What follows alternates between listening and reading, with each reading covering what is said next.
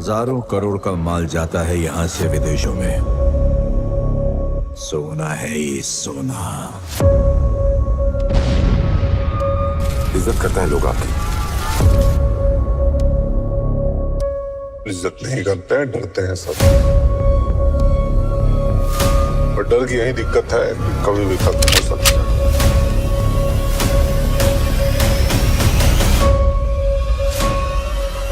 हम सब अपनी लड़ाई लड़ रहे हैं। कहानी की शुरुआत होती है 1930 की बेगूसराय मटियाना कस्बे नया गांव से, जहां पर एक लड़के का जन्म होता है जिसका नाम होता है कामदेव सिंह। कामदेव सिंह जब थोड़ा सा बड़ा हो जाता है और कमाने लायक होता है तो वो बैलगाड़ी चलाकर अपना काम करता है, लेकिन बैलगाड़ी में उसका कुछ गुजारा नहीं होता। एक दिन उसकी मुलाकात गंगा दियारा डाकुओं से होती है। फिर वो उनके गिरोह में शामिल हो जाता है और उनके साथ डकैती किया करता था। सन 1930 के समय में डकैत बैलगाड़ी पर ही हुआ करता था और इसलिए कामदेव सिंह भी डकैती अपनी बैलगाड़ी से ही किया करता था। लेकिन डकैती के पेशे से कामदेव का घर नहीं चल पा रहा था, ना उसका मन लग रहा था, इसलिए बाद में स्मगलिंग के काम में वो घुस जाता है। कामदेव सिंह का काम इतना बढ़ जाता है कि उसकी गूंजे बेगूसराय से निकलकर नेपाल के नरेश की हवेली तक गूंजती है। कामदेव सिंह गांजे की तस्करी किया करते थे, लेकिन गांजे की तस्करी से भी जब उनका मन नहीं भरता तो वो बाद में स्टील की या अन्य प्रतिबंधित वस्तुओं की स्मगलिंग करते हैं।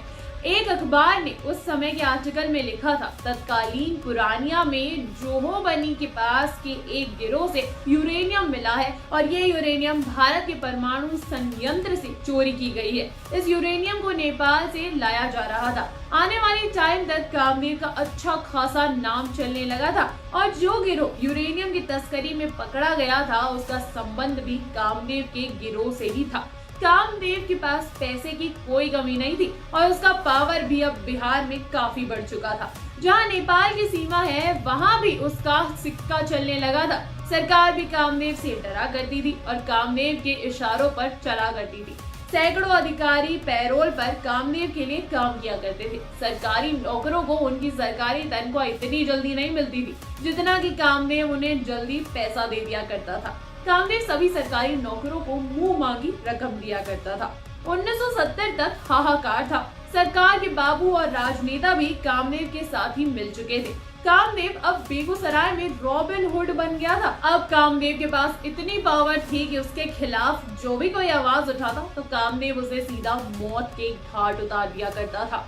कामदेव ने लगभग 40 कम्युनिस्ट नेताओं के ऐसे ही मर्डर किए थे। पुलिस भी कामदेव को पकड़ने में नाकाम थी क्योंकि बिहार विधानसभा के सभी मंत्री कामदेव की मदद किया करते थे।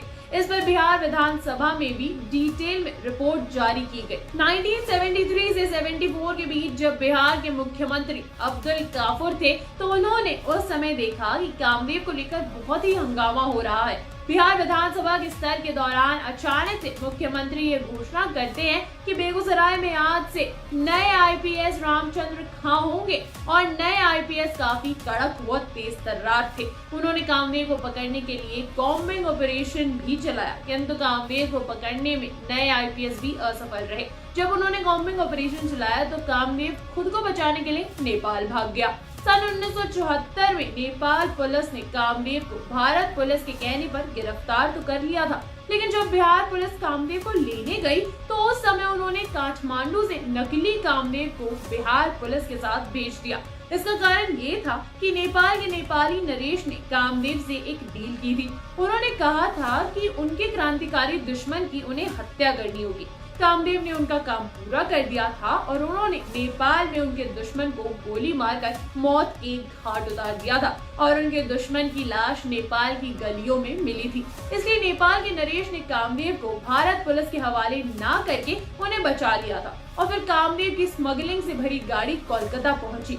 इस बीच उन्हें कोई पकड़ नहीं पाया। कामदेव ऐसे दिल के काफी अच्छे व्यक्ति थे। वो हर वर्ष 100 लड़कियों का कन्यादान किया करते थे, उनकी शादी करवाया करते थे। एक समय की बात होती है जब इंदिरा गांधी बेगूसराय में आती है तब कांग्रेसियों के कहने पर इंदिरा गांधी के स्वागत के लिए 100 गाड़ियां भेजी गई, जिसमें गाड़ियों के नंबर 1 से 100 नंबर की गिनती तक के ही थे। और उस समय तक आईपीएस रामचंद्र खां भी थक हार कर खाली हाथ वापस लौट जाते। कामदेव अब रॉबिन हुड बन चुके थे, जिसे चाहते उसे विधायक बना देते थे। एक समय वरिष्ठ पत्रकार फसल अहमद ने भी उनके बारे में लिखा कि कामदेव के आशीर्वाद से एक चूहा भी विधायक बन सकता है, लेकिन जिसने कामदेव को चुनौती दी उसकी जिंदगी के गिने चुने दिन तक ही वो जिंदा रह सकता है। कामदेव काफी चर्चा में आ चुके थे। अंडरवर्ल्ड में भी अब कामदेव का काफी नाम था। कामदेव का साम्राज्य बिहार, नेपाल, उत्तर प्रदेश, बांग्लादेश, राजस्थान, महाराष्ट्र तक फैल चुका था।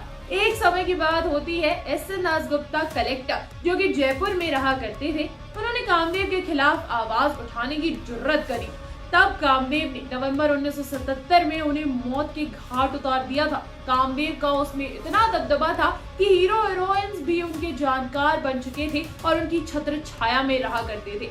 एक समय वरिष्ठ पत्रकार, जो कि बॉलीवुड में पत्रकारिता करते थे, वो कामदेव का इंटरव्यू लेने आए।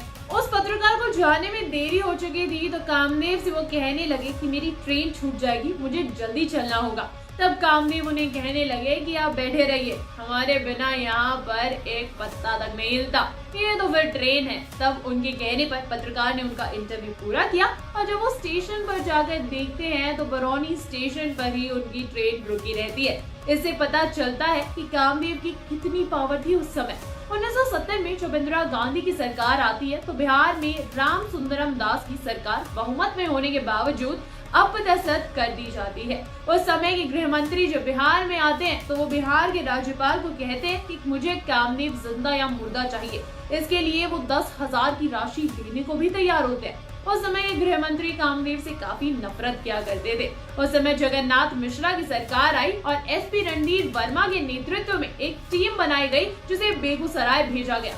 सीआरपी टीम बेगूसराय आई और 18 अप्रैल 1980 की सुबह को पटना हेडक्वार्टर में वायरल संदेश आता है कि कामदेव बेगूसराय में है। कामदेव ने बेगूसराय में एक ठेका लिया होता है, वो उस ठेके को देखने जाते हैं। सीआरपीएफ की टीम बेगूसराय को 3 रास्तों से घेर लेती है। चौथा रास्ता वहां पर गंगा नदी का होता है। कामदेव खुद को बचाने के लिए गंगा नदी में कूद जाते हैं। जब कामदेव गंगा नदी में कूद रहे होते हैं तभी एक ऑफिसर उनकी पीठ पर गोली मार देता है और वहीं पर उनकी मृत्यु हो जाती है। तो उनके परिवार को बुलाया जाता है और उनके परिवार वाले जब बॉडी को पहचानते हैं तो पुलिस वालों को यकीन होता है कि सच में अब कामदेव की मृत्यु हो चुकी है। दोस्तों, कुछ ऐसी हो सकती है KGF 3 की कहानी। कैसी लगी आपको हमारी ये कहानी, हमें कमेंट सेक्शन में जरूर बताएं। अगर वीडियो पसंद आई हो तो इसे लाइक कर दीजिए, शेयर कर दीजिए और हाँ, सब्सक्राइब कीजिए बॉलीवुड स्टूडियोज को। और अगर आप भी हमारे साथ जुड़कर काम करना चाहते हैं तो नीचे दिए गए डिस्क्रिप्शन बॉक्स में जॉब लिंक पर क्लिक कीजिए और इस अपॉर्चुनिटी का भरपूर फायदा उठाइए। दोस्तों, मैं अंजलि लेती हूँ आप सभी से इजाजत। मिलूंगी आप लोगों को नेक्स्ट वीडियो में और चटपटी अपडेट्स और नई कहानियों के साथ। नमस्कार।